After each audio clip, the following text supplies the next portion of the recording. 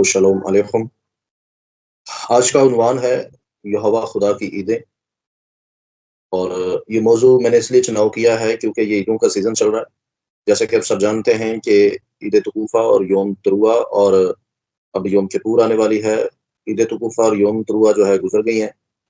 अब योम किपुर और उसके बाद ईद क़याम आने वाली है। तो जब कलीसिया ईदें मनाती है तो बहुत सारे लोग ईमानदारों को कुछ ऐसी बातें करते हैं जिससे ईमानदार डिस्टर्ब हो जाता है और ईमानदार के लिए दुरुस्त सिमत चलना उसके लिए ज़रा मुश्किल हो जाता है।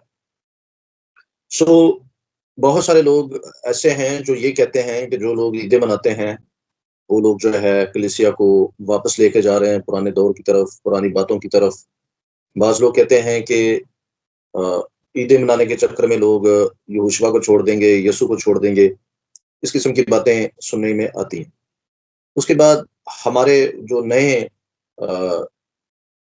लोग होते हैं, जो नए मेंबर आए होते हैं, जो न्यू न्यू स्टूडेंट होते हैं, बाज़ दफ़ा ऐसा होता है कि वो खुद भी कन्फ्यूजन का शिकार होते हैं, उनको खुद भी बहुत सारे सवालात तंग करते हैं, उनके ज़हन से खुद वो सवालात उठते हैं और चूँकि बाज़ सवालात जो होते हैं वो बाहर से आए होते हैं, बाज़ सवालात उसके अंदर से पैदा हुए होते हैं, तो वो सारी चीज़ें मिला कर एक ईमानदार को डिस्टर्ब करती हैं, परेशान करती हैं।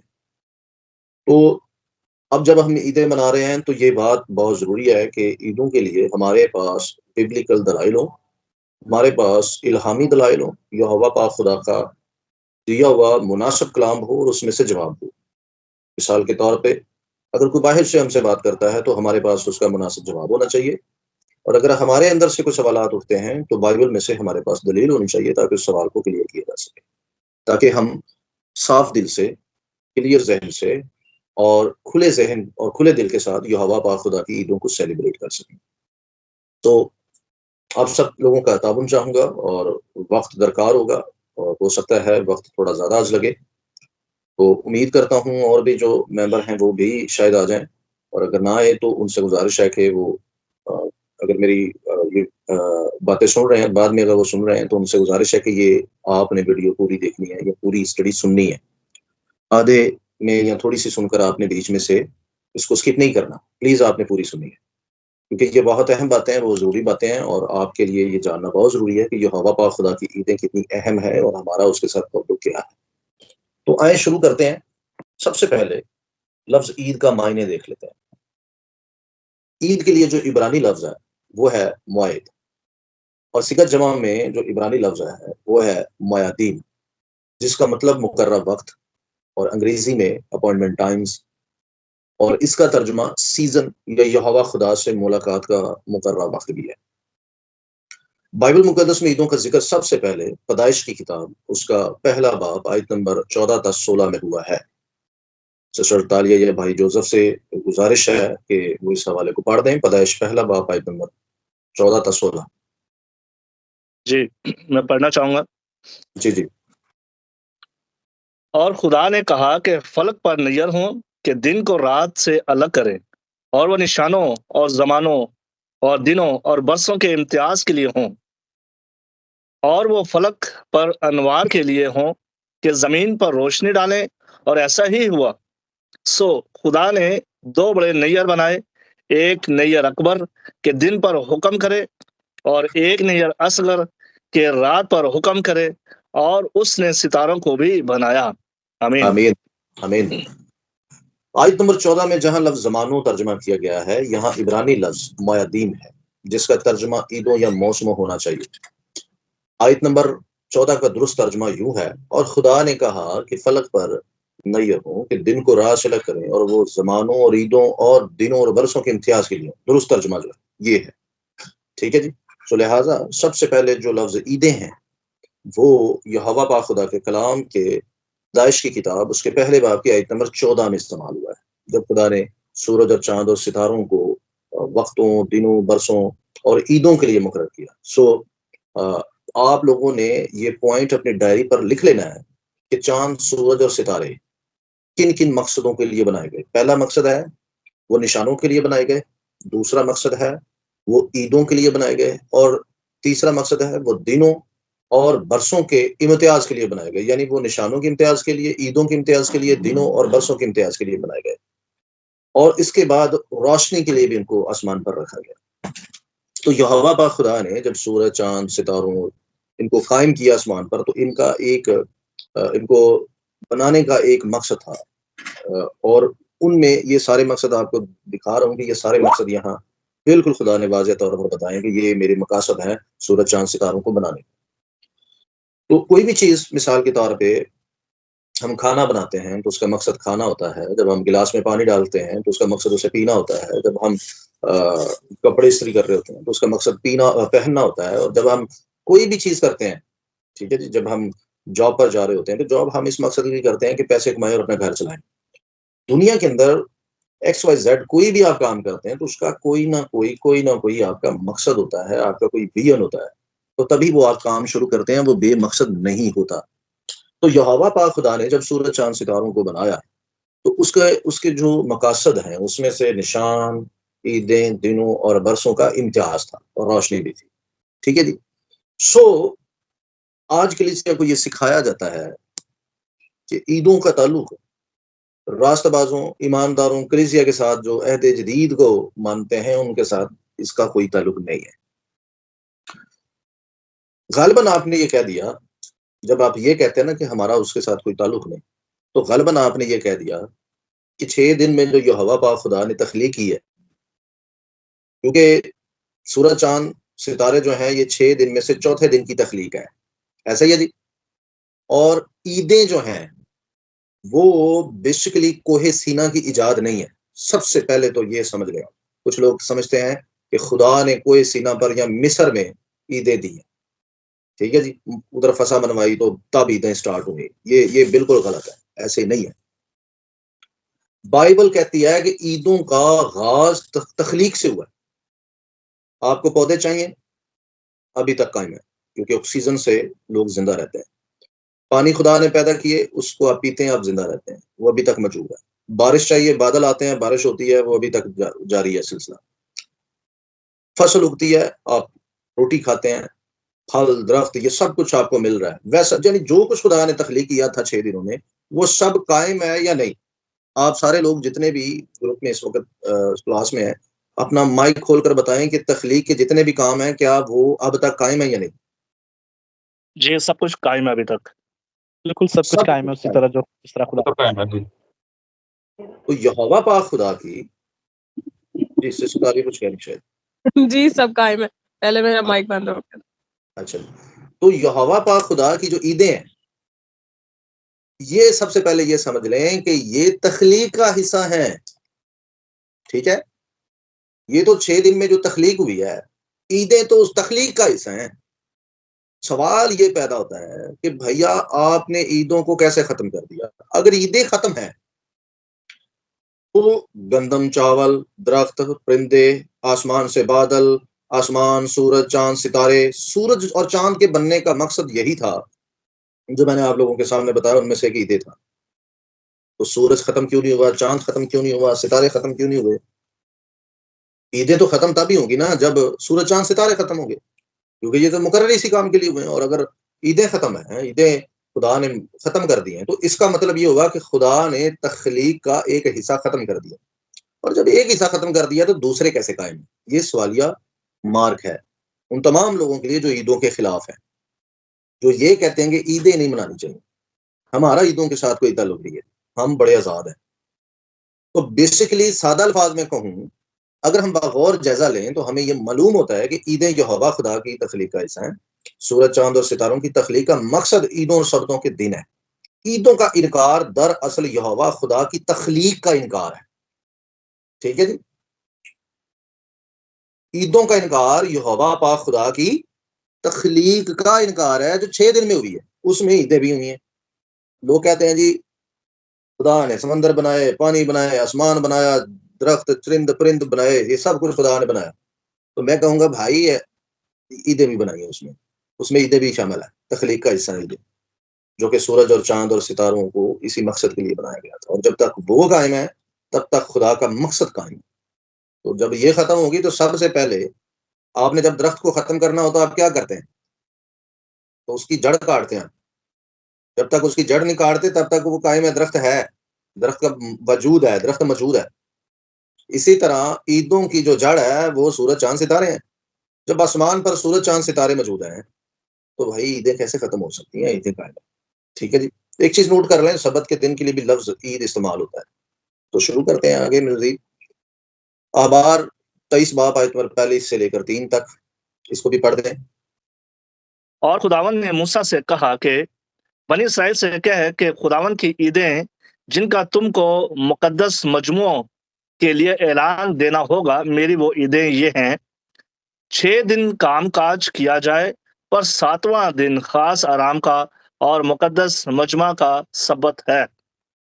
उस रोज किसी तरह का काम ना करना, वो तुम्हारी सब सुकूनत गाहों में खुदावन का सबत है। खुदावन की ईदें जिनका ऐलान तुमको मुकद्दस मजमुओं के लिए वक्त मुआयन पर करना होगा, सो ये हैं। पहले आमीन। महीने की। ओके, आमीन। अच्छा जी। अच्छा जी, नोट कर लें कि अखबार की किताब में सबत को भी ईद कहा गया है। सबत को क्या कहा गया है? ईद कहा गया है। इसीलिए तख्लीक का काम खत्म होते ही सबसे पहले ईदों में से सबसे पहले सबत को मुकर्रर किया, क्योंकि ईदें कब कायम हुई थी? तख्लीक के चौथे दिन। और जैसे ही तख्लीक का काम खत्म हुआ तो सबसे पहले ईद मनाई गई, और यहोवा ने खुद ईद मनाई। इसका मतलब क्या हुआ? ईदों का वजूद जनाब मूसा के दौर में नहीं आया। ईदों का वजूद तो तख्लीक से है। ईदों का वजूद खुदा ने तख्लीक से ही रखा है। सबसे पहले खुदा ने ईद मनाई और यहोवा ने खुद मनाई। और लिखा है कि खुदा ने 6 दिन में जमीन और आसमान को बनाया और 7वें दिन उसने आराम किया, क्योंकि 7वें दिन को खुदा ने मुकद्दस ठहराया था, उसे सबत ठहराया था। सो लिहाजा अगर आप पैदाइश 2 बाब उसकी पहली से 3 आयत पढ़ते तो यहाँ इस ईद का जिक्र मौजूद है, इसको भी पढ़ते हैं। सो आसमान और जमीन और उनके कुल लश्कर का बनाया खत्म हुआ, और खुदा ने अपने काम को जिसे वो करता था 7वें दिन खत्म किया, और अपने सारे काम से जिसे वो कर रहा था 7वें दिन फारिग हुआ। और खुदा ने 7वें दिन को बरकत दी और उसे मुकद्दस ठहराया, क्योंकि उसमें खुदा सारी कायनात से जिसे उसने पैदा किया और बनाया फारिग हुआ। आमीन। आमीन। अच्छा जी, सबत के बाद मुकद्दसीन, सबत की तख्लीक के बाद मुकद्दसीन सबत मनाते हैं, जिनमें से एक हनूक नबी था। ठीक है। अगर आप हनूक की किताब यशर की किताब पढ़ते हैं, उसका 3रा बाब, तो आपको वहां से पता चलता है कि यहोवा खुदा की ईदों की शुरुआत जनाब मूसा से नहीं हुई थी, बल्कि ये कदीम मुकद्दसीन से हुई थी। ठीक है जी। कदीम मुकद्दसीन जो है इन ईदों को मनाना शुरू हो गए थे। तो आपको याशर की किताब से मिलेगा कि बुजुर्ग हनूक ने वहां सबत को बाकायदा तौर पर मनाया। ठीक है जी।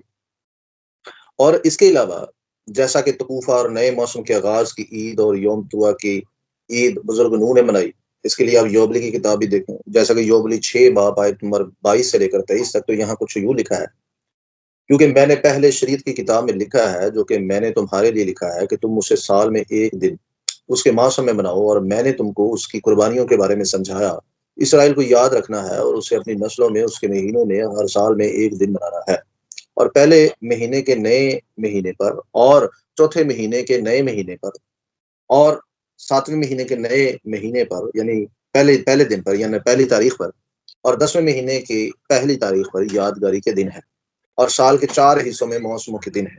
ये हमेशा के लिए गवाही के तौर पर लिखे और मुकर्रर किए गए हैं। ठीक है जी। ये योबली की किताब में बताया गया है। ईद शवाउद की ईद बुजुर्ग नूह और मोहतरम बाप अब्राहम ने भी मनाई। ईद शवाउद के बारे में यूं लिखा है, खुदा ने जब बुजुर्ग नूह और उसके खानदान को अहद दिया तो बुजुर्ग नूह और उसके खानदान ने इस अहद पर कायम रहने का वादा किया और खुदा से अहद बांधा। इसका जिक्र आप पढ़ सकते हैं योबली 6 बाब के आयत नंबर 10 में। यहाँ कुछ यूं लिखा है, और नूह और उसके बेटों ने कसम खाई कि वो किसी भी किस्म का खून नहीं खाएंगे, और उसने इस महीने में जमीन की तमाम नस्लों के लिए यहोवा एलोहीम के सामने अहद बांधा। तो यहाँ एक चीज नोट कर लें कि 3रे महीने की पहली तारीख को बुजुर्ग नूह ने कुर्बान गाह पर कुर्बानी पेश की, लेकिन 3रे महीने की 15 तारीख को ये अहद कायम हुआ था। इसके लिए योबली 6 बाब आयत नंबर 11 से लेकर आप इसे पढ़ सकते हैं 17 तक। ठीक है। तो यहाँ ये लिखा हुआ है और इसी वजह से उसने तुझसे कहा कि तू इस महीने में बनी इसराइल के साथ पहाड़ पर एक अहद बांधना, और अहद की तमाम बातों के सबब से उन पर खून छिड़कना, और यहोवा एलोहीम ने उनके साथ अहद हमेशा के लिए किया, और ये गवाही तुम्हारे हक में लिखी गई कि तुम उसकी मुसलसल वफादारी करो, ताकि जमीन के तमाम दिनों में किसी दिन दरिंदों या परिंदों या चुपाओं का खून ना खाओ। और जो आदमी जानवर या चुपाओं या परिंदों में से किसी का खून खाता हो, जमीन के तमाम दिनों में वो और उसकी नस्ल को जमीन से उखाड़ फेंका जाएगा। और तो बनी इसराइल को हुक्म दे कि खून ना खाएं, ताकि उनके नाम और उनकी नस्ल हमेशा यहोवा हमारे एलोहीम के हुजूर कायम रहे। और इस कानून के लिए दिनों की कोई हद नहीं है, क्योंकि ये हमेशा के लिए है। वो अपनी नस्लों तक उसकी पाबंदी करें, ताकि वो कुर्बानगाह के सामने खून के साथ तेरे हक में दुआ करते रहें। और वो हर रोज और सुबह शाम आपके लिए यहोवा के हुजूर हमेशा माफी मांगे, ताकि वो उसे बरकरार रखें और जड़ से उखाड़ ना फेंके। और उसने नूह और उसके बेटों को एक निशान दिया कि जमीन पर दोबारा सैलाब ना आए। उसने अपनी कमान को अब्दी अहद के निशान के लिए बादल में रखा, कि जमीन पर दोबारा सैलाब ना आए, ताकि जमीन के जितने दिन हैं उसको तबाह ना करे। इसी वजह से आसमानी तख्तियों पर यह हुक्म लिखा है कि वो इस महीने में हफ्तों की ईद मनाए, ताकि हर साल अहद की तजदीद हो। सो यहाँ से आपको पता चलता है कि जो तूफान नूह था, उसमें जो अहद हुआ था, वो अहद भी ईद शवाऊत पर हुआ था, यानी ईद पेंतिकोस्त पर। वो दिन ईद पेंतिकोस्त का था। योबली की किताब से ये एविडेंस मिल जाता है। सो लिहाजा मैं आपको जो एविडेंस दे रहा हूँ वो ये दे रहा हूँ कि खुदा ने ईदें जो है वो तख्लीक से बनाई, और तख्लीक के बाद सबसे पहले जो ईद मनाई वो यहोवा पाक खुदा ने खुद मनाई, जो कि सबत है। और उसके बाद आप देखते हैं बुजुर्ग नूह, बुजुर्ग हनूक, बुजुर्ग आदम, उसके बाद बुजुर्ग इब्राहिम को भी अभी आपके सामने रखता हूँ कि वो भी ईदें मनाते रहे, जैसा कि बुजुर्ग इब्राहिम ने ईद क़याम मनाई। इसके लिए देखें योबली 6 बाब आयत नंबर 14 था 21 में लिखा है कि वो जो है वो यहोवा पाक खुदा की ईदों को अ, तख्लीक से ही मनाने लगा, और ये आदम से शुरू हुआ था। जैसा कि योबली 6 की 18 में भी हम कुछ चीजें पढ़ते हैं, लेकिन आप योबली की किताब निकालें, उसका 16 बाब आयत नंबर 14 था 21 पढ़िएगा, तो आपको यहोवा खुदा की ईदों को तख्लीक से ही नजर आएगा कि मनाया जाने लगा था, यानी आदम से लेकर मूसा तक। ठीक है जी, यानी तमाम मुकद्दसीन ईदों को मनाते हैं। लेकिन मैं आपके सामने अभी जो हवाला पढ़ रहा हूँ वो है योबली 6 बाब आयत नंबर 18। यहाँ लिखा है, और ये ईद आसमान पर तख्लीक के दिन से लेकर अयाम नूह के 26वें योबली और 5वें हफ्ते के साल तक मनाया गया, और नूह और उसके बेटों ने उसे 7 योबली और सालों के हफ्तों के 1 साल तक मनाया, यानी कुल अरसा 7 योबली और 1 साल बनते हैं। नूह की मौत के दिन तक और नूह की मौत के दिन से लेकर अब्राहम के दिनों तक उनकी नस्ल ने उसे मनाना बंद कर दिया, और वो खून खाने लग गए। लेकिन अब्राहम ने इस ईद को मनाया, और इसहाक और यकूब और उसकी औलाद ने तेरे यानी मूसा के दिनों तक उसको पाबंदी से मनाया, और तेरे दिनों में बनी इसराइल इसको भूल गए, और अब तुमने इस पहाड़ पर नए सिरे से ईद का जश्न मनाया। ठीक है जी। तो जब योबली की किताब में हम जब ये पढ़ते हैं, क्योंकि योबली की किताब की तारीख ये है कि इसको भी जनाब मूसा ने लिखा है, जो कि डेड सी स्क्रोल से, अब ये 1947 जब दरियाफ्त हुआ डेड सी स्क्रोल, तो वहां से ये पूरी किताब मिली है। तो उसका जो सारा मसुदा है वो बताता है कि इसको भी जनाब मूसा ने लिखा था। तो इसमें बताया गया है कि ये बुजुर्ग आदम से लेकर मूसा के दिनों तक जो है ईदों को मुकद्दसीन मनाते हैं, क्योंकि ईदें जो हैं वो जनाब मूसा को सिर्फ नहीं दी गई। सबसे पहले कलीसिया के अंदर ये झूठ फैलाया गया, कलीसिया के अंदर ये एक गलतफहमी पैदा की गई कि लोग ये समझना शुरू हो गए कि ईदें जनाब को सीना के दौर में या मिस्र के दौर में दी गई, तो तब ये लोग मनाना शुरू हुए, जबकि ये गलत इंफॉर्मेशन है। ये ऐसी इंफॉर्मेशन है जो कलीसिया को धोखे में रखती है, जो कलीसिया को गुमराह करती है। लोगों को ये बताया ही नहीं गया कि सबसे पहले आप बाइबल में पैदाइश की किताब पहले बाब की आयत नंबर 14 से लेकर 16 तक जब आप पढ़ते हैं, तो खुदा ने तो ईदें वहीं पर मुकर्रर कर दी। ठीक है, जैसा कि मैंने आपको वहां पर 3 से 4 चीजें बताई कि सूरज और चांद को और सितारों को किस मकसद के लिए बनाया गया, दिनों और निशानों और ईदों और दिनों और बरसों के इम्तियाज के लिए। तो जो वहां पर जो लफ्ज जमानों है, इब्रानी में लफ्ज मैंने जैसा कि आपको बताया वो है मयादीन, जिसका मतलब ईदें हैं, अपॉइंटमेंट टाइम्स जिसका मायने बनता है, यानी मुकर्रर वक्त। इसीलिए खुदा ने सबसे पहले, मैंने जैसा कि आपको बताया कि सब्बत भी ईद है, अहबार 23 बाब की आयत नंबर 1 से लेकर 3 तक का एविडेंस है कि वहां सब्बत को ईद कहा गया। इसलिए सबसे पहले खुदा ने तख्लीक के बाद सबसे पहले ईद मनाई है।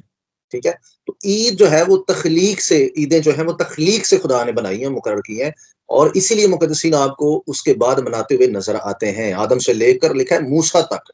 ये योबली की किताब में आपको लिखा हुआ मिल जाता है। तो कलीसिया को ये गुमराही में डाला गया कि ईदें तो जी यहूदियों की हैं, यहूदी तो पैदा हुए यकूब से, इससे पहले तो यहूदी थे ही नहीं। क्या बुजुर्ग आदम यहूदी थे? क्या बुजुर्ग नूह यहूदी थे? क्या यहोवा खुद यहूदी था? क्या बुजुर्ग अब्राहम यहूदी था? क्या बुजुर्ग नूह यहूदी थे? तो जवाब है जी नहीं। यहूदी जो पैदा हुए हैं वो तो बुजुर्ग यकूब से पैदा हुए हैं। वो भी उनमें से एक बेटा था यहूदा, उसकी नस्ल यहूदी कहलाती है, जबकि 12 कबीलों को बनी इसराइल कहा जाता है। तो अगर आप पूरे बनी इसराइल की भी बात करें तो इससे पहले बनी इसराइल थी ही नहीं। बनी इसराइल तो आई है यकूब की औलाद में से, यानी जो यकूब के 12 बेटों को इसराइल कहा गया है। बनी इसराइल यानी यकूब को इसराइल कहना शुरू किया गया, उसके बाद ये इसराइल वजूद में आया। तो इससे पहले ना आदम कोई मतलब कौम में शुमार होता है, ना दीगर लोग जो हैं। तो आपको डेड सी स्क्रोल, योबली, यशर, हनूक और दीगर मसुदा जो है यहूदी लिटरेचर जो दूसरा है, और बाइबल भी बताती है कि ईदें तो तख्लीक से शुरू हुई हैं भाई। तो आपने ये क्या शोर मचाया हुआ है कि ईदें यहूदियों की हैं? ये झूठ बोलना कब बंद किया जाएगा? ईदें यहूदियों की नहीं है, बाइबल में ऐसा नहीं लिखा। बाइबल में लिखा है खुदावंद की ईदें, इब्रानी में यहोवा की ईदें हैं।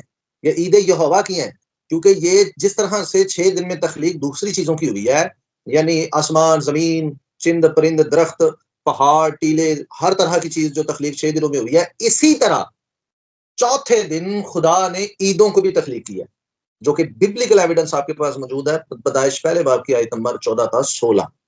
तो जो लोग भी ये कहते हैं कि ईदें जो है जनाब मूसा के दौर में आई और यहूदियों को दी गई, वो कलीसिया को गुमराह कर रहे हैं। ऐसे लोगों से हमें होशियार होना चाहिए, और ऐसे लोगों से बिल्कुल भी जो है ना तो बाइबल सीखें और ना उनको इख्तियार दें कि वो आपको बाइबल की गलत तालीम दें। सो आगे बढ़ते हैं और मजीद जो है आप लोगों के सामने एविडेंस रखता हूँ। अच्छा, शरीयत की किताब में यहोवा खुदा ने बनी इसराइल को ईदें तहरीरी तौर पर दी। जैसा कि ईद फसा पहले महीने की 14 तारीख पर मनाई जाती थी, इसके लिए देखें अहबार 23 बाब 5 आयत। ईद फतीर पहले महीने की 15 तारीख को मनाई जाती थी, अहबार 23 बाब आयत नंबर 6 था 8। अच्छा, पहले फलों की ईद पहले महीने की 26 तारीख को मनाई जाती थी, अहबार 23 बाब आयत नंबर 9 था 14। और इसके बाद जैसा कि मैंने 4 पहले फलों की ईदें आप लोगों को ये पिछले दिनों में सिखाई हैं कि उनकी तरतीब क्या है, क्योंकि इस साल के अंदर ईद पेंतिकोस्त कितनी दफा आती है, जैसा कि मैंने अपने सरमन में भी बताया। जशवा भाई कितनी दफा आती है? माइक खोल के बताएं अगर आप यूट्यूब पर हमें सुनते हैं। 4 मरतबा आती हैं, मौसमों की जिसे कहते हैं। हाँ जी, पहले फलों की ईद 4 दफा आती है, लेकिन ईद पेंतिकोस्त 3 दफा आती है साल में। ठीक है ना जी? तो जी, जी। ईद पेंतिकोस्त जो है वो 3 दफा आती है। 4 दफा पहले फलों की ईद आती है, लेकिन ईद पेंतिकोस्त जो है वो 4 दफा आती है। ठीक है जी? सो ईद शबाउत जो पहले पहले पहले पहली जो ईद शबाउत मनाई जाती थी, वो मनाई जाती थी तीसरे महीने की 15 तारीख से 16 तारीख तक। इसके लिए देखें अखबार की किताब, उसका 23 बाब आयत नंबर 15 था 21। यौम तरुआ 7वें महीने की पहली तारीख को मनाई जाती थी। इसके लिए देखें अखबार की किताब, उसका 23 बाब आयत नंबर 23 था 25। योम किपुर, जिसको उर्दू में कफारा का दिन कहा जाता है, 7वें महीने की 10 तारीख को मनाया जाता था, जो कि हम इस 26 की शाम से लेकर 27 की शाम तक मनाने जा रहे हैं। ठीक है, इसमें रोजा रखा जाता था 24 घंटे का, एक शाम से दूसरी शाम तक। तो जो कि हम इस जुमेरात की शाम से अगली जुमेरात की शाम से जुमे की शाम तक रखेंगे। सो ईद क़याम 7वें महीने की 15 तारीख को मनाई जाती थी। इसके लिए देखें अखबार 23 बाब आयत नंबर 33 तक 34। ईद क़याम जो है वो हम मनाने जा रहे हैं 1 अक्टूबर को, और ये 8 दिन की ईद होती है। सो ये ईदें जो हैं तख्लीक से इनका आगाज हुआ है, और ये यहोवा पाक खुदा की ईदें हैं, ना कि यहूदियों की। यहूदियों की इसलिए ये ईदें कहलाती हैं क्योंकि वो यहोवा को मानते हैं, यहोवा की पैरवी करते हैं, इसलिए ये यहूदियों के साथ मंसूब हो गई है। और अगर हम में से कोई यहोवा का पैरोकार है, यहोवा पाक खुदा को अपना खालक मानता है, तो ये ईदें उससे मंसूब होंगी। क्यों नहीं होंगी? उसके साथ मंसूब लाज़िम होंगी। तो अगर कोई नहीं मानता यहोवा को, तो वो कह सकता है कि ये ईदें हमारी नहीं। तो जब आप यहोवा को मानते हैं, तो जो कुछ यहोवा का वो आपके साथ मंसूब लाज़िम होगा। आप कैसे उससे भाग सकते हैं? कैसे आप उससे अलग हो सकते हैं? तो ये मुनासिब नहीं है कहना कि जी नहीं, ये यहूदियों की सिर्फ ईद है। तो यहोवा ने खुद इकरार किया, मैं अब्राहम, इसहाक और याकूब का खुदा हूँ। उसने तो ये भी कभी नहीं कहा कि मैं फलाने का खुदा हूँ, फलाने का खुदा हूँ। उसने तो यही कहा मैं अब्राहम, इसहाक, याकूब का खुदा हूँ। तो फिर खुदा भी उनका ही है।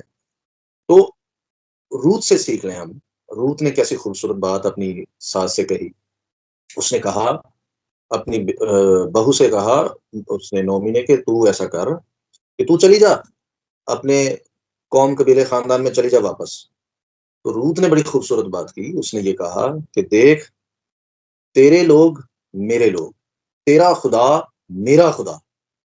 लेकिन हम पता क्या कहते हैं कि तेरे लोग तेरे ही लोग, लेकिन तेरा खुदा हमारा खुदा। हमारा इसराइल के साथ ये रवैया है, यानी हमारा इसराइल के साथ कोई ताल्लुक नहीं है, लेकिन उनके खुदा के साथ हमारा ताल्लुक है। नोमी गैर कौम से आती है, लेकिन वो जो रूत है वो ऐसा नहीं कहती, वो कहती है तेरे लोग मेरे लोग और तेरा खुदा मेरा खुदा। तो जब आप खुदा को मानते हैं तो जो कुछ खुदा से मंसूब है वो आपका है, आप उसे रद्द नहीं कर सकते, आप उसे अलग नहीं कर सकते। और ईदें तो खुदा की तख्लीक है, तख्लीक का हिस्सा है। खुदा ने तख्लीक के 6 दिनों में इनको बनाया, आप कैसे इससे अलग हो सकते हैं? आप ईदों का इनकार गोया तख्लीक का इनकार है। आप ये इनकार कर रहे हैं कि आप यहोवा पाक खुदा की तख्लीक को नहीं मानते। जब आप ये कहते हैं कि आप खुदावंद की ईदों को नहीं मानेंगे, तो आप तख्लीक को नहीं मानते, असल में आपने तख्लीक का इनकार कर दिया। सो आगे बढ़ते हैं। अगला जी हिस्सा है जी, अहद जदीद में इब्तदाई कलीसिया ने शरई ईदों को मनाया। जब यहोशुआ मसीह 12 बरस के थे तो वो ईद फसा मनाते हुए देखे जाते हैं। इसके लिए देखें लूका 2 बाब आयत नंबर 42, कोई भी पढ़ दे। लूका की इंजील है उसका 2 बाब उसकी 42 आयत लिखा है, और जब वो 12 बरस का हुआ तो वो ईद के दस्तूर के मुआफिक यरूशलेम को गए। हाँ जी, तो उन्होंने ईद फसा वहां पर मनाई। ठीक है जी। यहोशुआ मसीह शरई दस्तूर के मुताबिक सबत भी मनाते थे। इसके लिए देखें लूका 4 बाब आयत नंबर 16 जी। और वो नासरत में आया और जहां उसने परवरिश पाई थी, और अपने दस्तूर के मुआफिक सब्बत के दिन इबादत खाना में गया और पढ़ने को खड़ा हुआ। आमीन। तो यहाँ जो लफ्ज दस्तूर है, इसका अगर आप रूट निकालें यूनानी का, तो ये डायरेक्टली शरअ की तरफ जाता है, यानी शरई दस्तूर। ठीक है, तो बेसिकली यहोशुआ मसीह शरई दस्तूर के मुताबिक इबादत खाने में सबत मनाने गया। तो यहोशुआ मसीह सबत मनाते थे बाकायदा। ठीक है जी। जैसे यस्सु के पीछे हम चल रहे हैं, जैसे यस्सु को मारने के नारे हम मार रहे हैं, वो यस्सु तो ईद था, वो यस्सु तो सबत मनाता था, और उसी यस्सु का नाम लेकर हम जनाब उन्हीं सबतों और ईदों को रद्द कर रहे हैं। देखें कैसा फार्मूला इख्तियार किया है हमारी कौम ने। बहरहाल आगे बढ़ते हैं। यहोशुआ मसीह ने ईद फसा और ईद फतीर मनाई और ईद फसा का खाना खाया। इसके लिए मत्ती 26 बाब आयत नंबर 18 निकाले, वो भी पढ़ दें। उसने कहा, शहर में फलां शख्स के पास जाकर उससे कहना, उस्ताद फरमाता है कि मेरा वक्त नजदीक है, मैं अपने शागिर्दों के साथ तेरे यहाँ ईद फसा करूंगा। आमीन। आमीन। और अगर आप इस हवाले को आगे तक पढ़ें तो जब ये फसा होती है ना, तो वहां पर मसाया जब प्याला उठाते हैं तो वो कहते हैं ये अंगूर का शीरा मैं तब तक ना पीऊंगा जब तक खुदा की बादशाही ना आ ले, क्योंकि वो आखिरी फसा उनकी जमीनी जिंदगी की होती है। और दूसरी जो फसा उसने मनानी है वो 1000 साल बादशाही में फिर मनानी कलीसिया के साथ। आप यहाँ सोचें, आपने अगर ईदों का सफा तमाम कर दिया तो यसु मसीह 1000 साल बादशाही में किस सफे के तहत ईद मनाएगा आकर कलीसिया के साथ? फसा का प्याला कैसे उठाएगा? वो कौन सी अथॉरिटी होगी जो यहोशुआ को ये अख्तियार देगी कि भाई ईदा तो खत्म हो गई है, वो फिर बयान प्याला चुका? तो ये बहुत बड़ा मसला खड़ा हो जाएगा। अगर आप ईदें खत्म करके बैठे हुए हैं तो वो फिर आकर सारी कलीसिया को ईदें मनवा रहा है दोबारा आके। वो कह रहा है कि मैं फिर आऊंगा जब 1000 साल बादशाही में, तो प्याला दोबारा उठाऊंगा, फिर तुम्हारे साथ ये पीऊंगा। यानी ईदें खाई में, ईदें खत्म नहीं होंगी। तो यहोशुआ मसीह ने ईद फसा मनाई। अच्छा जी, आगे यहोशुआ मसीह ने ईद क़याम भी मनाई। इसके लिए देखें यूहन्ना की इंजील उसका 7 बाब आयत नंबर 2 ता 39। जब आप सारा हवाला पढ़ेंगे तो यहाँ पर आपको, ये बहुत लंबा है इसलिए मैं ये हवाला नहीं पढ़वा रहा, आप ये पढ़ लीजिएगा। ये तकरीबन पूरा चैप्टर आपको पढ़ना पड़ेगा। तो इस पूरे चैप्टर में ये आपको मिलेगा कि यहोशुआ मसीह ने ईद क़याम मनाई, ईद क़याम को बाकायदा, और वो बातें भी की जो यहूदी रस्म रिवाज में बाज रवायत और बाज कौल ऐसे थे जो ईदों में कहे जाते थे और जो काम किए जाते थे। मिसाल के तौर पे अगर कोई प्यासा हो तो मेरे पास आए, मैं उसे वो पानी दूंगा जो उसमें से पीकर उसके अंदर से जिंदगी की नदियां जारी होंगी। आपको पता है ये बातें मसीह ने क्यों कही? क्योंकि ईद क़याम के दिन बारिश के लिए दुआ की जाती थी कि बारिश हो। ठीक है जी। और प्याला उठाकर शलोह के हाउस से प्याला उठाकर बाकायदा एक जुलूस निकाला जाता था बारिश के लिए। वो पानी लिया जाता था वहां से जाकर उस चश्मे से, उस वो जो हैकली नाला निकलता था वहां से। ठीक है जी। वो जोग्राफी स्टडी फिर कभी मैं करवा दूंगा, बहुत लंबी बात हो जाएगी। तो मसाया ने जितनी बातें कही वहां पर वो ईद क़याम के तनाजर में कही। फिर मसाया ने कहा वहां पर मैं दुनिया का नूर हूं। आपको पता है ये दुनिया का नूर जो है वो क्यों कहा मसीह ने अपने आप को वहां पर? क्योंकि जब सारे इसराइल से फलस्तीन की सरजमीन से लोग यरूशलेम की तरफ आते थे तो यरूशलेम के अंदर इतने बड़े शमादान जल रहे होते थे जिसके अंदर पुराना लिबास जो होता था सरदार काहिनों का, उन शमादानों के अंदर और वो लिबास डालकर उनको, जैसे कि किसी चिराग की वो होती है ना, आप कह सकते हैं उसको, अ, अ, वो जो उसके आप रस्सी कहते हैं जिसको जलाया जाता है तेल के अंदर डाल के। तो इसी तरह उन लिबासों को डालकर उसके अंदर और जैतून का ऑयल डालकर बहुत बहुत बड़े पैमाने पर तेल डाला जाता था, बहुत बड़े शमादान होते थे वो पूरे शहर को रोशन कर देते थे। और समंदर से आने वाले लोग जो होते थे वो दूर से देखकर कहते थे वो देखो दुनिया का नूर। तो ये आप यहूदी किताबों के अंदर ये सारे अल्फाज, सारी रस्में, ये सारी चीजें वहां पर आप पढ़ सकते हैं। यहोशुआ ने क्यों कहा मैं दुनिया का नूर? यहोशुआ ने, और ये खास तौर पर ईद क़याम पर जलाए जाते थे। यहोशुआ ने तो उस ईद का अपने आप को नूर कहा कि मैं इस ईद का नूर हूँ जो यरूशलेम को रोशन कर देता है। इसलिए तो लिखा है कि नहीं यरूशलेम में ना सूरज होगा ना चांद होगा जब अगली बारिश शुरू होगी, उसका चिराग यहोशुआ खुद होगा, वो पूरे मुकद्दसीन के इलाके को रोशन रखेगा। तो ये सारी बातें वहां पर आपको जो नजर आती हैं वो ईद क़याम के तनाज़ुर और स्पोर्ट में नजर आती हैं। मसाया ने वो जितनी बातें आप वहां पर पढ़ेंगे, अगर आप यहूदियत पढ़ने वाले लोग हैं, अगर आप बैकग्राउंड पढ़ने वाले लोग हैं, तो आपको पता चलेगा कि मसाया ने हर बात जो वहां पर की वो ईद क़याम की स्पोर्ट में की और उसको तकवीयत दी कि ईद क़याम जो अब मनाई जाएगी वो मेरे नुक्ते नजर से मनाई जाएगी, यानी मुझे नजर में रख के मनाया जाएगा ईद क़याम को। लेकिन हमने क्या किया? हमने ईद क़याम को जड़ से ही खत्म कर दिया। जब आप जड़ से खत्म कर देंगे तो यूहन्ना की इंजील 7वें बाब का कोई मतलब ही नहीं रहता। आप वहां पर जितनी बातें की गई हैं उनका कोई मतलब ही नहीं निकाल सकते। आप उन पर कोई बात ही नहीं कर सकते। वो सारी बातें करने के लिए आपको ईद क़याम मनानी पड़ेगी। आपको ईद क़याम का वजूद मानना पड़ेगा। तब जाके उन बातों की आपको समझ आएगी। वो कर दिया हमारी कलीसिया ने खत्म। पाकिस्तान की और तमाम 1700 सालों से हमने उसे कर दिया, उसका सफा गोल कर दिया। और हमने कहा जी नहीं, हमने नहीं मनानी। तो आगे बढ़ते हैं और मज़ीद देखते हैं। रसूल और इब्तिदाई कलीसिया ने ईद शवाउद यानी ईद पेंतिकोस्त मनाई। देखें इमाल 2 बाब पहली आयत। इमाल 2 बाब पहली आयत में लिखा है, जब ईद पेंतिकोस्त का दिन आया तो वो सब एक जगह जमा थे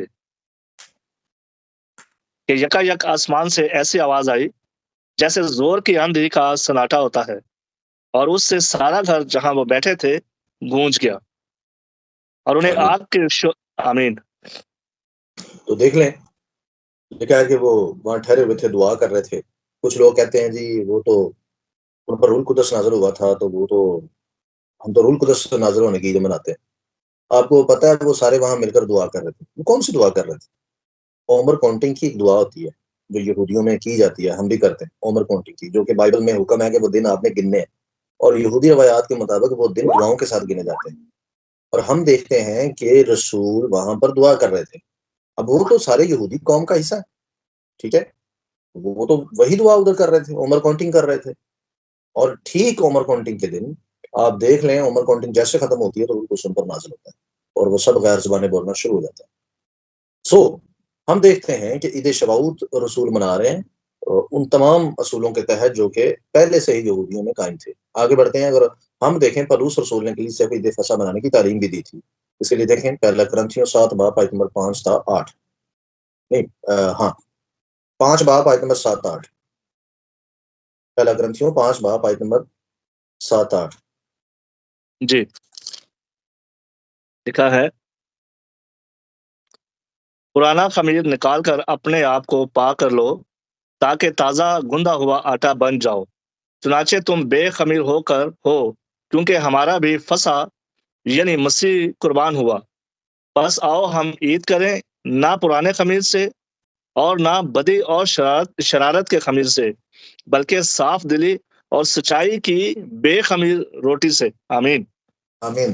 तो यहाँ पर दोनों किस्म के खमीर को निकालने की बात पौलुस ने की, फिजिकल और स्पिरिचुअल। और जो फिजिकल गुनाह होता है उसको भी उसने कहा कि उसको भी खत्म करो।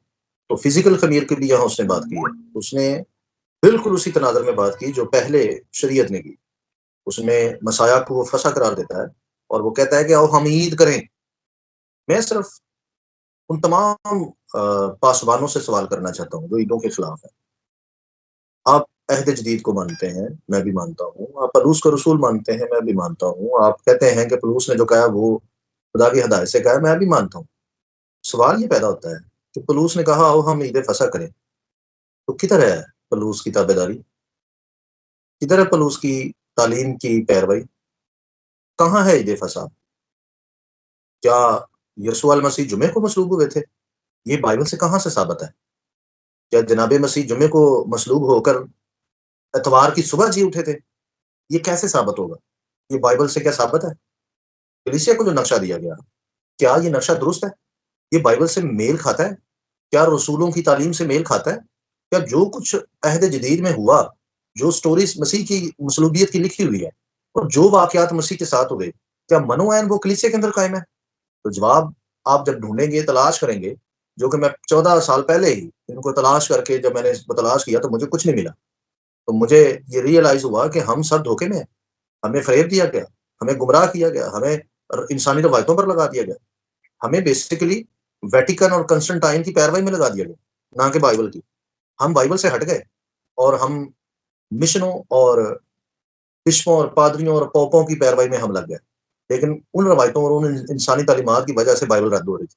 बहरहाल 14 साल पहले मैं तो खड़ा हो गया और आज तक कायम हूँ और दूसरों को भी बता रहा हूँ कि ना मसीह जुमे को मसलूब हुए और ना वो इतवार की सुबह जिंदा हुए।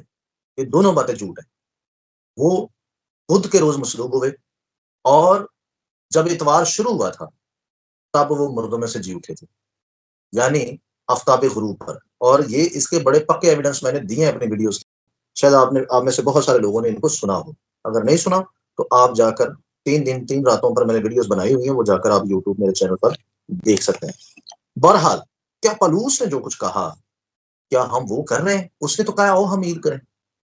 किधर ईद हो रही है कलीसिया के अंदर? ईद फसा तो आती है पहले महीने की 14 तारीख पर। क्या हमने वो कैलेंडर को अपनाया जिसको पलूस फॉलो कर रहा है, जिसको मसीह ने फॉलो किया, जिस कैलेंडर के तहत मसीह ने अपनी जान दी, जिस कैलेंडर के तहत रसूलों ने ईद मनाने की बात की? वो कैलेंडर तो हमारे दरमियान रहा ही नहीं, छोड़ा ही नहीं। ठीक है जी। हम आगे जी वो ग्रेगोरियन कैलेंडर पर अपने मजहबी मामलात करने। आप देख रहे हैं पड़ोसी कौम को कि वो अपने सारे मामलात अंग्रेजी कैलेंडर को, जो कारोबारी मामलात है वो करते हैं, दुनिया के साथ सारे मामलात करते हैं, लेकिन अपने मजहबी काम वो अपने कैलेंडर पर करते हैं। अपने कैलेंडर को वो रद्द नहीं करते। तो क्या हमें क्या हो जाएगा अगर हम अपने मजहबी फराइज जो हैं बाइबल के कैलेंडर पर करें, जो कि असूल है? आप करें सारे दुनिया के काम उस पर, कोई मसला नहीं, मुझे तो कोई प्रॉब्लम नहीं।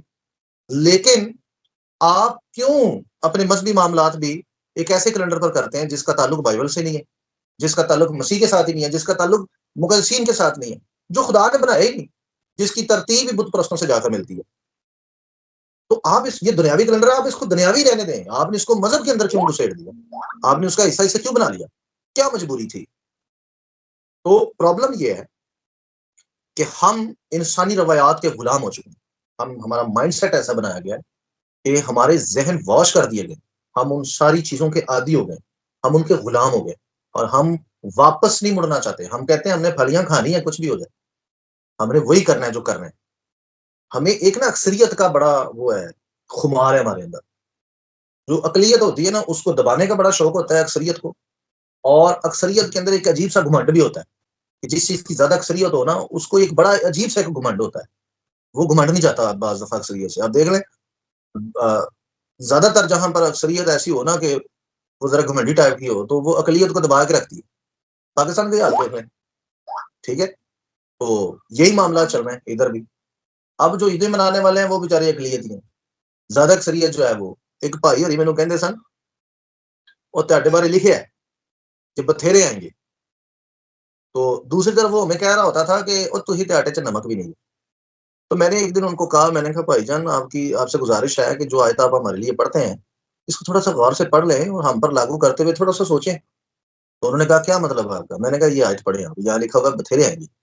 मैंने कहा यही लिखा है बथेरे आएंगे? हाँ जी। मैं कहा दूसरी तरफ तुम कहते हो थोड़े जे हैं। तो ये आयत जो है उनके लिए जो बहुत ज्यादा है, हमारे लिए नहीं है।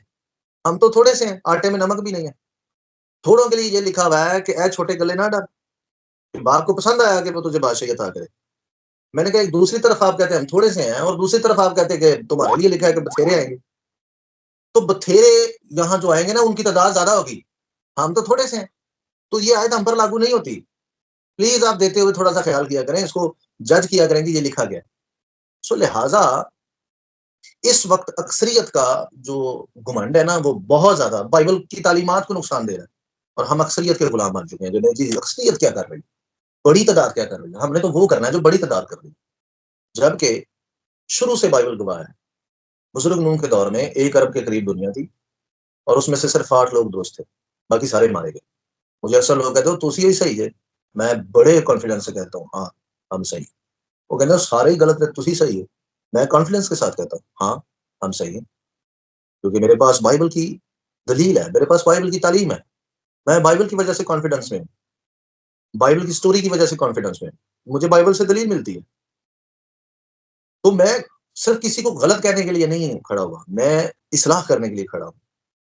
ये कौम हमारी है, ये बहन भाई हमारे हैं। जब हम इनको भटकता हुआ देखते हैं तो दिल रोता है कि ये कहाँ फंसे हुए हैं, तो जदोजहद कर रहे हैं। ये जो आप यहाँ पर आते हैं, ये देखें आज विक्टर भाई को जुकाम है, उनको बुखार है, उसके बावजूद वो क्लास में है। ये कुर्बानी है। ये जोसेफ भाई जो है, ये जो दीगर भाई हैं, जो हमारे जितने भी लोग यहाँ पर आए हुए हैं, ये क्यों हम सारे इतनी मेहनत कर रहे हैं? क्या हमें कोई सैलरी आती है? क्या विक्टर भाई को इस काम की सैलरी आती है या जोसेफ भाई को आती है? किसी को भी कुछ भी इसका वो जिस्मानी तौर पर फायदा नहीं है। हाँ, हमें एक फायदा जरूर है कि नेहमिया ने जब लोगों को ईदें बहाल करके दी बाबुल की सीरी के बाद, तो उसने एक दुआ की। उसने कहा, क्या खुदा, तू मुझे भलाई के लिए याद रखना, क्योंकि मैंने तेरे त्योहार बहाल कर दिए। उधर तो साफ लिखा हुआ है, क्या खुदा, तू मुझे भलाई के लिए याद रखना।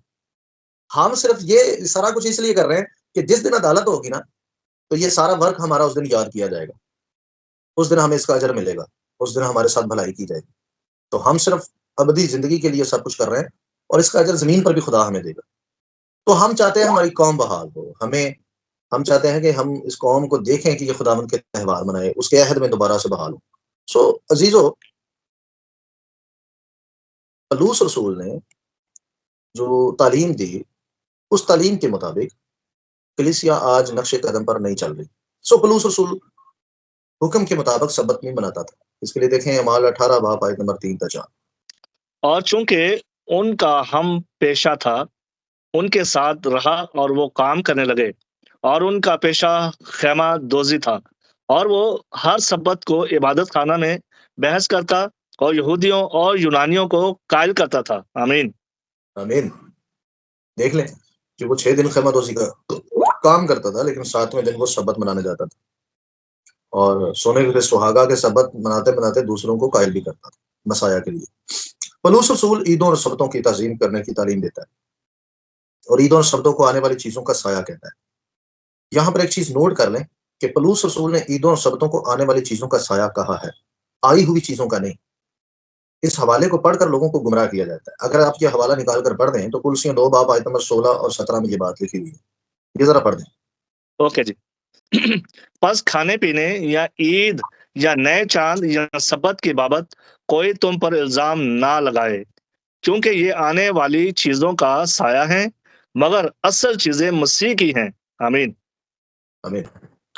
Let no man therefore judge you in meat or in drink, or in the respect of an holiday, or of the new moon, or of the Shabbat day, which are the shadow of things to come, but the body is of Christ. आमीन। Le- अच्छा, यहाँ आप देख लें, ये आयत number 16 खास तौर पर कोड कर लें। वो कह रहा है कि तुम पर खाने पीने शब्दों की बाबत, उनकी ताजीम की बाबत। यहाँ उर्दू में जो तर्जमा है ना, वो यहाँ पर लफ्ज जो ताजीम है या रिस्पेक्ट जो है, उसका तर्जमा इन्होंने नहीं किया। और यूनानी में भी इसका इसका जो मुतबादल लफ्ज मौजूद है, जिसका तर्जमा ताजीम ही बनता है। लफ्ज रिस्पेक्ट यहाँ पर माइनस कर दिया गया, स्किप कर दिया गया। अगर ये स्किप ना किया जाता तो इसका सही तर्जमा ये बनता कि खाने पीने, सबत और ईदों की ताजीम की बाबत कोई तुम पर इल्जाम ना लगाए। यानी वो ये कह रहा है कि कोई तुम पर ये इल्जाम ना लगाए कि तुम इन ईदों को, खाने पीने को और सबतों की ताजीम नहीं करते। कोई तुम पर इस बात का इल्जाम ना लगाए। क्यों इल्जाम ना लगाए? क्योंकि ये आने वाली चीजों का साया है, यानी आने वाली, आई हुई नहीं। लोग पता क्या यहाँ से क्या निकालते हैं? सिर्फ लोग निकालते हैं, ये साया से हम जनाब खत्म हो गए, यसू आ गए। पलूस ने तो ऐसा कहा ही नहीं, झूठ बोला जाता है ये। पलूस ये कह रहा है आने वाली, वो ये नहीं कह रहा आई हुई। आयत को गौर से पढ़ें। वो कह रहा है कि मसाया के बदन का ये साया, मसाया के बदन का ये साया है, लेकिन ये आने वाली चीजों का साया है। यानी मसाया मुस्तकबिल में जब आएगा, उसकी हजार साल बादशाही जब आएगी और बहुत सारी चीजें जो होंगी, जो नबूवतें उसके बारे में जो लिखी हुई वो जब पूरी होंगी, तो ये उन सारी बातों का साया है। आई हुई चीजों का तो वो लिख ही नहीं रहा। इस आयत की अगर आप सिर्फ बात करें तो वो तो कह ही नहीं रहा।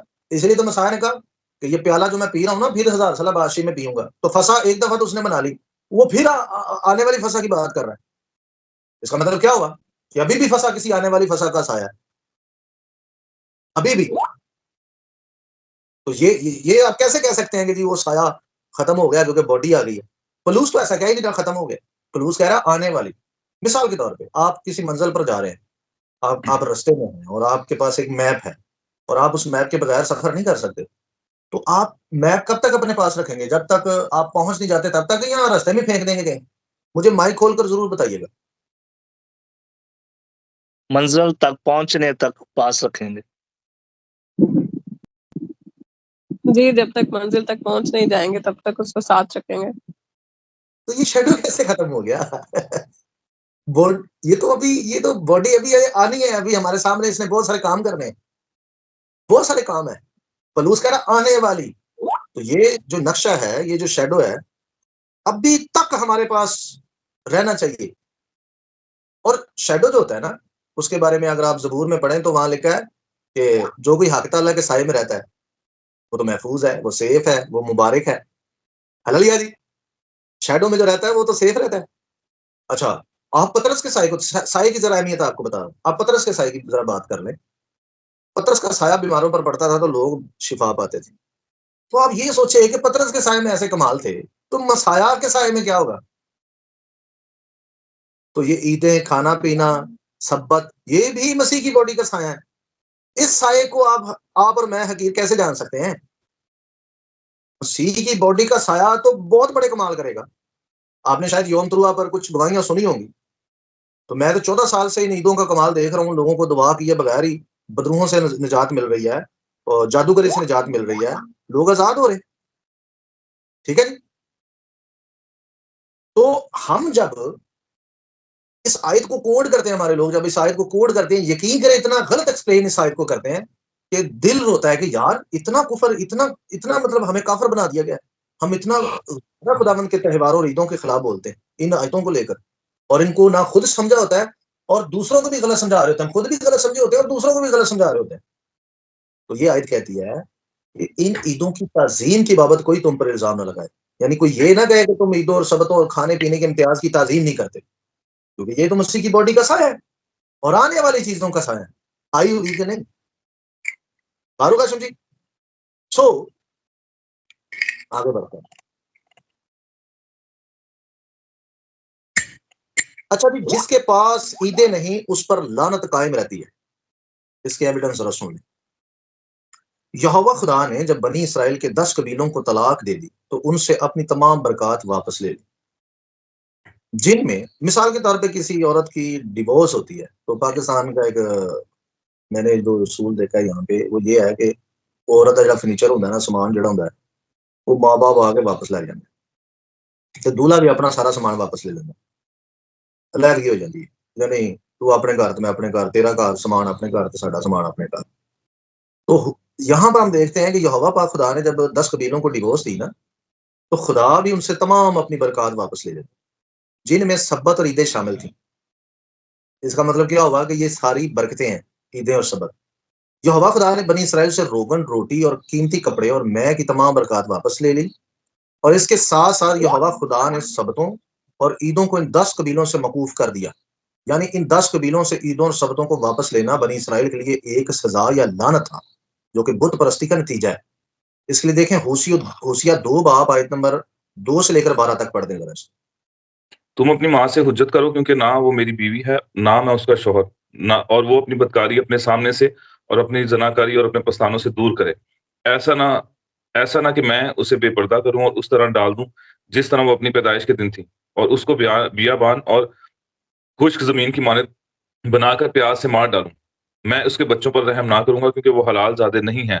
उनकी माँ ने छिनाला किया, उनकी वालदा ने रुदयाही की और क्योंकि उसने कहा कि मैं अपने यारों के पीछे जाऊंगी जो कुछ को रोटी पानी और ऊनी कतानी कपड़े और रोगन और शरबत देते हैं। इसलिए मैं उसकी राह कांटों से बंद कर दूंगा और उसके सामने दीवार बना दूंगा ताकि उससे रास्ता ना मिले, और वो अपने यारों के पीछे जाएगी और उसे जा ना मिलेगी और उनको ढूंढेगी पर ना पाएगी। तब वो कहेगी मैं अपने पहले शौहर के पास वापस जाऊंगी, क्योंकि वो मेरी हालत पर अब से बेहतर थी, क्योंकि उसने ना जाना कि मैं ही ने उसे गल्ला और मैं और रोगन दिया और सोने चांदी की फरावानी बख्शी, जिसको उन्होंने बाल पर खर्च किया। इसलिए मैं अपना गल्ला फसल के वक्त और अपनी मैं को उसके मौसम पर वापस ले लूंगा, और वो अपनी ऊनी और कतानी कपड़े जो उसकी सतरपोशी छीन लूंगा।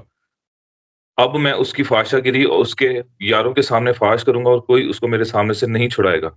इलावा इसके मैं उसके तमाम खुशियों और जश्नों और नए चांद और सबत के अयाम और तमाम मुइन ईदों को मौकूफ कर दूंगा, और मैं उसके अंगूर और अंजीर और दरख्तों को जिनकी बाबत उसने कहा कहा है ये मेरी उजरत है जो मेरे यारों ने मुझे दी, बर्बाद करूंगा और उनको जंगल बना दूंगा और जंगली जानवर उनको खाएंगे। आमीन। आमीन।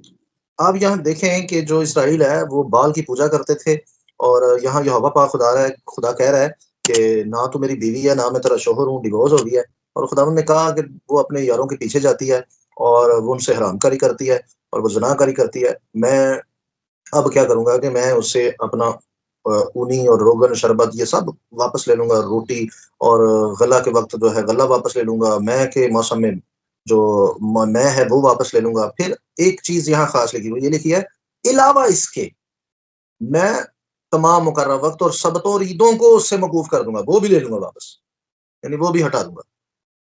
अब आप ये देख लें कि ईदें जो हैं खुदावंद लेता किन से वापस? बुत परस्तों से। ईदें किन में नहीं होती? बुत परस्तों में नहीं होती, जो हवा की ईदें। बहुत सारे लोग खुदावंद की ईदों से बहुत नफरत करते हैं। मेरे स्टूडेंट आकर मुझे कहते हैं जी फलाना बंदा बड़ी नफरत करता है, मुझसे बड़ा मैं उनको अक्सर कहता हूँ ना समझाएं, उनको प्लीज ना समझाएं। आपने समझा दिया है और नहीं उन्हें माना, आप ना समझाएं। तो वो मुझे पूछते हैं कि वजह क्या है। मैं वजह उनको बताता हूँ कि देखो जुदाई है, डिवोर्स हुई हुई, उसका नतीजा बुत परस्त है, वो शदीद बुत परस्त आदमी है। तो जो कोई शदीद बुत परस्त हो ना, खुदावंद उसको अपनी ईदें नहीं देता खुदावंद उसे अपनी ईदें। उसका दिल ही पत्थर हो जाता है, उसके दिमाग के कोनों में बात बैठती ही नहीं, वो नहीं मानता, क्योंकि वो बुत परस्त है। क्योंकि ईदें खुदा बुत परस्तों को नहीं देता, ये यहोवा का असूल है। यहोवा सिर्फ ईदें उनको देता है जो उसके इबादत गुजार। ठीक है जी, किसी बुत परस्त को ईदें खुदावंद अपनी नहीं देता। मुबारक हैं वो लोग जिनके पास आज ईदें, जो ईदें मना रहे हैं। इसका मतलब ये हुआ कि वो बुत परस्त नहीं, क्योंकि खुदा ने उनको ईदों में बहाल कर दी। मैं हर शबात ये खास तौर पर मजमे के अंदर ये दुआ करता हूँ कि खुदावंद तेरा शुक्र हो, यहोवा पाक खुदा तेरा शुक्र हो कि तूने हमें 666 के हैवान के इख्तियार से बाहर निकाला, और हम अब उसके तसल्लुत में नहीं, क्योंकि उसका निशान हम पर लग चुका है। यहोवा का निशान हम पर लग चुका है, हैवान का नहीं। आपको पता है सबत, ईदें और शरीयत ये यहोवा का निशान है, और इसके एविडेंस आगे जाकर मैं आपको अगले मैसेज में जो है वो दूंगा जरूर। ठीक है जी, आगे बढ़ते हैं। बाबल की सीरी में ईदों के बाद इसराइलियों में ईदों को मनाने के लिए कोई नहीं निकलता था, जिसको नूहा की किताब में मुसीबत, मातम और सलामत बताया गया है। इसके लिए नूहा पहला बाब आयत नंबर 4 पढ़े। लिखा है, सियोन की राहें मातम करती हैं क्योंकि ईद के लिए कोई नहीं आता। उसके सब फाटक सुनसान हैं, उसके काहिन आहें भरते हैं, उसके कंवारियां मुसीबत ज़दा हैं और वो खुद गमगीन है। ओहो, आमीन। ओ माय बताएं गॉड।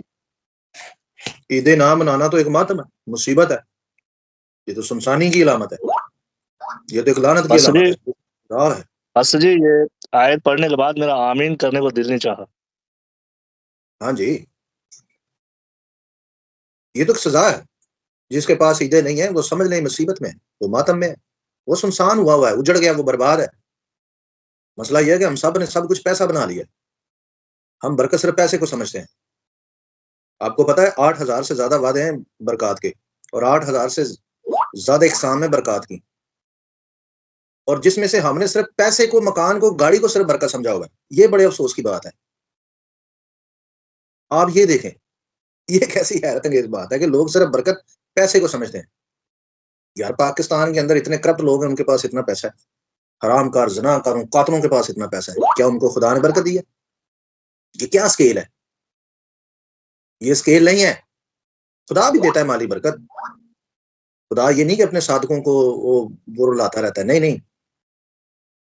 प्लीज जरा इन चीजों को हटाकर और चीजें भी देखें, और भी चीजें हैं जिनका ताल्लुक बरकत के साथ है, ठीक है, वो देखना भी बहुत जरूरी है। सो लिहाजा मातम, मुसीबत, सुनसानी, ये अगर ईदें नहीं है तो ये सब कुछ हमारी जिंदगी में है। प्लीज ये साइन है, ये बाइबल ने साइन बताया हुआ है। जिसके पास ईदें हैं वो यहोवा पाक खुदा का चुना हुआ है, छुड़ाया हुआ है, वो सुनसान नहीं है, वो मातम में नहीं है, वो मुसीबत में नहीं है, वो महफूज हो गया है, उसको कश्ती में डाल लिया गया है, उस तूफान से बचाया गया जो आने वाला है। बहुत जल्द ये तूफान आएगा और तमाम शरीरों को बहा कर ले जाएगा। वैसा ही होगा जैसा नूह के दिनों में हुआ था, अब इब्ने आदम के दिनों में होगा। यहोवा खुदा ने 10 कबीलों को ईदें और सबत वापस देने का वादा किया। इसके लिए देखें होशिया 12 बाप आयत नंबर 9। खुदा जब उन पर रहम करता है ना जी, वापस उन्हें बहाल करता है। तो बहाल होने की निशानी जरा देखें क्या है। अब आप उसकी 9 आयत में लिखा है होशिया, लेकिन मैं मुल्क मिस्र से खुदावंद तेरा खुदा हूँ, मैं फिर तुझको ईद मुकद्दस के अयाम के दस्तूर पर खैमों में बसाऊंगा। आमीन। हाय, हालेलुया, हालेलुया, हालेलुया। हालेलुया। खुदा रहम कर रहा है जी अब इसराइल पर। खुदा उसे कह रहा है अच्छा मैं तुझ पर रहम करूंगा, मैं तुझे बहाल करूंगा, ठीक है। लेकिन यहाँ साइन क्या बनाया गया है कि मैं ईद के दस्तूर के मुताबिक तुझे खैमों में बसाऊंगा। यहाँ ईद क़याम की बात हो रही, ठीक है। तो ये रहम की अलामत है, खुदा रहम कर रहा है, ठीक है। तो लिहाजा आप देख लें कि रहम की अलामत जो है वो ये है कि खुदा आपको दोबारा ईदें दे रहा है। खुदा आपको दोबारा ईदों में क्या कर रहा है, बहाल कर रहा है। अच्छा, ईदें 1000 साल बादशाही में भी मनाई जाएंगी। इसके लिए देखें हिजकिय्याल 45 बाब और 46 बाब पूरा। आप यहाँ तमाम ईदों को पढ़ेंगे, ठीक है, जो अखबार में मुकर्रर हुई हैं, वो सारी ईदें आपको वहां नजर आएंगी कि खुदावन वहां पर दोबारा से ईद क़याम को और दीगर ईदों को मनाने के लिए जो है वो कह रहा है कि जी ये सारा कुछ वहां पर होगा। कुछ लोग कहते हैं जी 3rd टेम्पल बन गया जो हिजकिय्याल में लिखा हुआ है। तो मैं उनसे ये पूछना चाहता हूँ कि जो हिजकिय्याल में टेम्पल बना हुआ है ना, जो दिखाया गया है, वो तो इतना बड़ा उसका साइज है, तारीख में आज तक इस किस्म का टेम्पल नहीं बना। तो अगर इस किस्म की हैकल बन गई है तो हमें एविडेंस दिए जाए कि किधर बनी है भाई, ये नक्शा किधर है। क्यों कलीसिया से झूठ बोलते हैं, क्यों कलीसिया को गुमराह करते हैं। कहीं भी नहीं बनी ये हैकल, ये भी बननी है।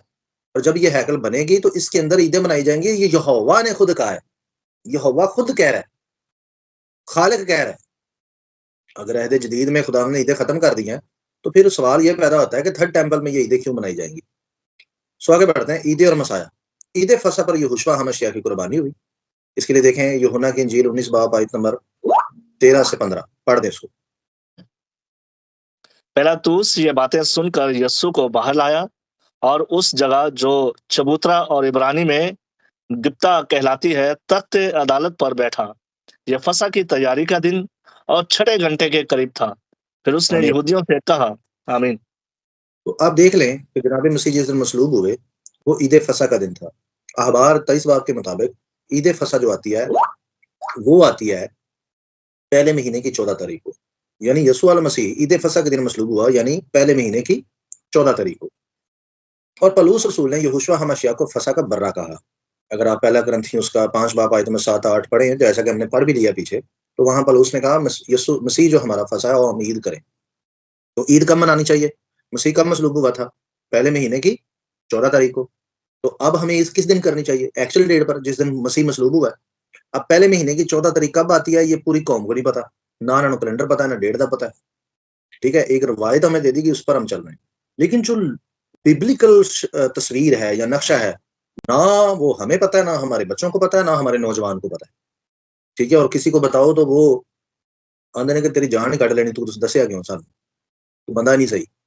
सो यहाँ पर आप देख लें कि मसाया बाइबल के तुरेत के मुताबिक बाइबल में जनाबे मसीह जो है वो ठीक पहले महीने की 14 पर मसलूब होते हैं। पलूस कहते हैं कि इसी आओ फसा करें, यानी अब फसा मनानी है। ईद फतीर यहोशुआ हमशिया इस पर दफन हो गए, जैसा कि यूहन्ना की इंजील उसका 19 बाब आयत नंबर 31 में लिखा है। पहले फलों के पूले के तौर पर मसीह जिंदा हुआ और जिंदा होने के बाद पहले फलों की ईद पर बतौर पहला फल पहले फल का पूरा आसमान पर अपने बाप के सामने पेश हुआ। ठीक है, इसके लिए देखें पहला करंथियों 15 बाब आयत नंबर 20 तक 21। पहले फलों की ईद को इब्रानी में बैकुरीन कहते हैं, और जो पूला होता था वो जिस दिन काटा जाता था उस दिन पेश नहीं होता था, उससे ठीक 8 दिन बाद पेश होता था, यानी 26 निशान को। 18 निशान को मसीह जिंदा हुआ और 26 निशान को आसमान पर पेश हुआ। बिल्कुल वही तरतीब जो अहद अतीक में ईमानदारों में थी। डेड सी स्क्रोल के इसके एविडेंस मिल जाते हैं। जी पहला करंथियों 15 बाब 20 आयत में लिखा है, लेकिन फिर वाकया मसीह मुर्दों में से जी उठा है और जो सो गए हैं उनमें पहला फल हुआ, क्योंकि जब आदमी के सबब से मौत आई तो आदमी ही के सबब से मुर्दों की कयामत भी आई। आमीन।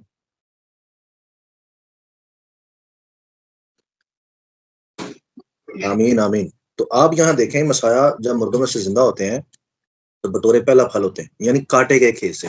अच्छा, ईद उस दिन नहीं होती जिस दिन फल काटा जाता है, ईद उस दिन होती जब पेश होता है। तो मसीह आसमान पर किस दिन पेश हुए? ठीक 26 निशान को, और पहले फलों की 26 तारीख होती है पहले महीने की। तो पहला फल मुर्दों में से जिंदा हुए और पहले फलों की ईद पर आसमान पर पेश हुए। बारूक हाशिम जी, अब आगे बढ़ते हैं। ईद पेंतीकोस्त के दिन रूहुल कुद्स कलीसिया पर नाज़िल हुआ। इसके लिए माल 2 बाब पहली आयत जब आप पढ़ते हैं तो वहां से आपको एविडेंस मिल जाते हैं, जो कि आपने पढ़ा भी है। अच्छा, नरसिंगों की ईद पर यहोशुआ हमाशियाह की 1000 साल बादशाही के लिए नरसिंगों के साथ आमद होगी। इसके लिए देखें पहला थिस्सलुनीकियों 4 बाब 16 आयत, जरा पढ़ दें इसको। क्योंकि खुदावंद खुद आसमान से ललकार और मुकर्रब फरिश्ते की आवाज और खुदा के नरसिंगे के साथ उतर आएगा, और पहले तो वो जो मसीह में मुए जी उठेंगे। आमीन। तो तुरुआ का आमीन। मतलब, जैसा मैंने अभी यौम तुरुआ पर बताया था कि तुरुआ का मतलब होता है नरसिंगे की जोरदार आवाज। ठीक है जी, तो या जोरदार आवाज से ललकारना। तो यहोशुआ तुरुआ करते हुए आसमान से आएगा और मुर्दे जिंदा होंगे और 1000 साल बादशाही शुरू हो जाएगी। यौम किपुर पर अदालत का दिन होता है। इसके लिए देखें मुकाशवा 20 बाब आयत नंबर 12। आज भी यौम किपुर के बारे में यही यहूदियों में तासर मौजूद है कि यौम किपुर अदालत का दिन है। फिर मैंने छोटे बड़े सब मुर्दों को उस तख्त के सामने खड़े हुए देखा और किताबें खोली गईं। फिर एक और किताब खोली गई, यानी किताबे हयात, और जिस तरह उन किताबों में लिखा हुआ था उनके अमाल के मुताबिक मुर्दों का इंसाफ किया गया। आमीन आमीन। तो यहाँ पर भी आप देख सकते हैं कि अदालत होती है, और जैसा कि पलूस ने कहा, ये आने वाली चीजों का साया है। ईदें जो हैं, आप देख लें कि इसका नक्शा आपको ईदें मिलती हैं और इसकी बॉडी आपको यहाँ पढ़ने को मिलती है कि बॉडी पूरी आपको वहां नजर आ रही है। मसीह अदालत करता हुआ नजर आ रहा है। ठीक है जी, आमद उसकी हो रही है। फिर आप देखते हैं रूल कुछ नाजिल होता है। फिर आप देखते हैं कि आसमान पर मसीह जाता है। तो ये सारा कुछ आपको पूरा हुआ नजर आता है। आगे ईद क़याम 1000 साल बादशाही में खेमा है। देखें अशवा 21 बाब आयत नंबर 3। जी लिखा है, फिर मैंने तख्त में से किसी को बुलंद आवाज से यह कहते सुना कि देख, खुदा का खेमा आदमियों के दरमियान है और वो उनके साथ सुकूनत करेगा और वो उसके लोग होंगे और खुदा आप उनके साथ रहेगा और उनका खुदा होगा। आमीन आमीन। तो यहाँ पर भी आप देख लें कि खुदा अपना खेमा आदमियों के दरमियान लगाता है। तो ईद क़याम जो है इसलिए मनाई जाती है क्योंकि ये खुदा के खेमे की याद में मनाई जाती है, और बनी इसराइल खुदा के खेमे के चुगिर्द अपने खेमे लगाते थे। तो कुछ लोग कहते हैं जी बियाबान में सफर हुआ और सिर्फ वो बनी इसराइल जो बियाबान में सफर कर रहे थे उसकी याद में मनाया जाता है। नहीं नहीं, वो ठीक है, वो बात लिखी हुई है, ऐसा ही है। लेकिन उसके आप बरीक पस मंजर पर जाएं ना, तो मसला ईद क़याम का ये है कि जो खेमा इज्तिमा था ये उसकी याद में बनाया। खुदा खुद जमीन पर उतरा था और बनी इसराइल के दरमियान रहा था। तो ये खुदा के खेमे की तरफ इशारा होता है। मसीह भी आसमान से उतरा। और यूहन्ना की इंजील अगर आप उसका पहला बाब पढ़ते हैं आयत नंबर 14, तो आप वहां पर लिखा हुआ देखते हैं कि कलाम मुजस्सम हुआ और फजल और सच्चाई से ममूर होकर हमारे दरमियान रहा। लेकिन उसका जो दुरुस्त तर्जमा है वो यह है, कलाम मुजस्सम हुआ और फजल और सच्चाई से ममूर होकर हमारे दरमियान खेमा बना और हमने उसका ऐसा जलाल देखा जैसे बाप के इकलौते का। तो बेसिकली ये पिछले खेमे से यहोशुआ के बदन को कंपेयर किया जा रहा है और ये कहा जा रहा है कि मसीह वैसा ही खेमा है जैसा आपने अहद अतीक में देखा था। मसीह का जलाल वैसा ही है जैसा बाप के इकलौते वाले खेमे का जलाल था, यानी जो पिछला खेमा था, खेमा इज्तिमा, मसीह को उसके साथ कंपेयर किया जा रहा है। तो मसीह जो है खेमा इज्तिमा है। तो ईद क़याम जो मनाई जाती है बेसिकली मसीह के बदन के खेमे के लिए, खेमे की याद के तौर पर मनाई जाती है, तजस्सुम के तौर पर मनाई जाती है। उसके तजस्सुम को लेना और ज़मीन पर आना और ज़मीन पर रहना, ये इस बात की याद है। तो इसी तरह दोबारा से फिर 1000 साल बादशाही के लिए यहोवा पाक खुदा ज़मीन पर उतरेगा और अपना खेमा फिर आदमियों के दरमियान लगाएगा। और ईद क़याम इस तरह से आपको बार-बार ईद क़याम में यहोवा की जो मौजूदगी है, बार-बार कलीसिया के अंदर नज़र आती है। तो ईद क़याम तो मैं तो ईद क़याम ते बहुत ज़्यादा बिरयानी खानी खुशी दे नाल। ठीक है जी, मैनू को रोक के वहा है, ਇਹਦੀ खुशी भी बड़ी है। सबत का दिन 1000 साल बादशाही का 1000 साल दौर है। मुकाशफा 20 बाब आयत नंबर 4 ता 6 ये पढ़ दें जी मुकाशफा रिपीट मुकाशफा कीजिएगा। 20 बाब आयत नंबर 4 ता 6 ओके। फिर मैंने तख्त देखे और लोग उन पर बैठ गए और अदालत उनके सुपर्द की गई और उनकी रूहों को भी देखा जिनके सर यस्सु की गवाही देने और खुदा के कलाम के सबब से काटे गए थे और जिन्होंने ना उस हैवान की परस्तिश की थी, ना उसके बुत की और ना उसकी छाप अपने माथे और हाथों पर ली थी। वो जिंदा होकर 1000 बरस तक मसीह के साथ बादशाही करते रहे और जब तक ये 1000 बरस पूरे ना हो लिए बाकी मुर्दे जिंदा ना हुए। पहली क़यामत यही है। आमीन। मुबारक और मुकद्दस वो है जो पहली क़यामत में शरीक हो। ऐसों पर दूसरी मौत का कुछ इख्तियार नहीं, बल्कि वो खुदा और मसीह के काहिन होंगे और उसके साथ 1000 बरस तक बादशाही करेंगे। आमीन। प्रेज़ आमीन। यहोवा। अच्छा, इसको समझने के लिए ना एक हवाला पढ़ते हैं हम, लूका 13 बाब 31 आयत। और उसी घड़ी बाज फरिश्तों ने आकर उससे कहा कि निकल कर यहाँ से चल दे, क्योंकि हेरोदेस तुझे कत्ल करना चाहता है। उसने उनसे कहा कि जाकर उस लोमड़ी से कह दो कि देख मैं आज और कल बदरूहों को निकालता और शिफा बख्शने का काम अंजाम देता रहूंगा और तीसरे दिन कमाल को पहुंचूंगा। आमीन। आमीन। तो यहाँ पर आप देखते हैं कि खुदावंद यहोशुआ ने कहा कि मैं 2 रोज बदरूहों को निकालूंगा और तीसरे रोज जो है वो कमाल को पहुंचूंगा। अगर आप लफ्जों पर गौर करें तो ये लिखा है कि मैं 2 दिन तक बदरूहों को निकालने का काम अंजाम दूंगा। अंजाम का मतलब होता है खत्म कर दूंगा ये काम, यानी बदरूहें निकलने का काम 2 दिन होगा। जबकि आप देख लें कि बदरूहें आज भी निकलती हैं, आज भी ये काम जारी है। इसका मतलब ये हुआ कि ये जो 2 दिन है ये 24 घंटे वाले 2 दिन नहीं है। इसका मतलब ये हुआ कि ये 2 दिन जो है ये 2000 साल दौर है। ये जो 2000 साल दौर है इसका सबूत आपको पतरस के 3 बाब की आयत नंबर 8 में मिलता है और ज़बूर 92 गलबन उसकी वर्स नंबर 4 में मिलता है। तो वहां मिलता है कि आपको कि जो एक दिन है वो यहोवा के नजदीक जो है जो 1000 बरस है वो खुदा के नजदीक एक दिन है। तो आप ये जरा सोचें कि खुदाबंद ने जो जो 1000 साल बादशाही रखी है वो एक दिन की क्यों रखी है, रीजन क्या है। अब लूका की तरफ आता हूँ। लूका में ये लिखा हुआ है कि मैं जो हूँ 2 दिन बदरूहें निकालूंगा और तीसरे दिन कमाल को पहुंचूंगा। आपको यहाँ 3 दिन नजर आते हैं। अगर आप आदम से लेकर जनाब मसीह तक की टाइम लाइन आप अगर देख लें, एक यहूदियों की बुक है, बाइबल को भी आप देख लें, और यहूदियों की बुक है जी सैदुल औलाम, जिसमें बाइबल टाइमलाइन को बड़ी ब्रीफ बीनी से बयान किया गया है। ये कदीम एंशंट बुक है, आप पढ़ें, मॉडर्न ना पढ़िएगा, कदीम पढ़िएगा। और रेकमेंड करूंगा किंग जॉनसन की किताब आप वो पढ़ें।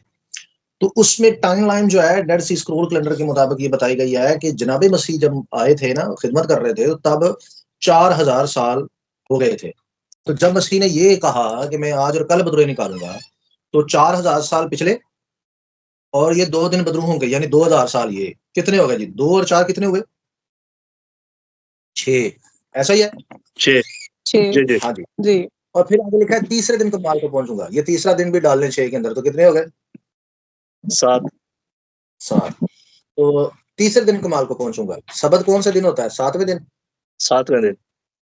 हाँ जी, 7वें दिन होता है। आपको पता है ये लिखा हुआ सबत में क्या करना? आराम करना।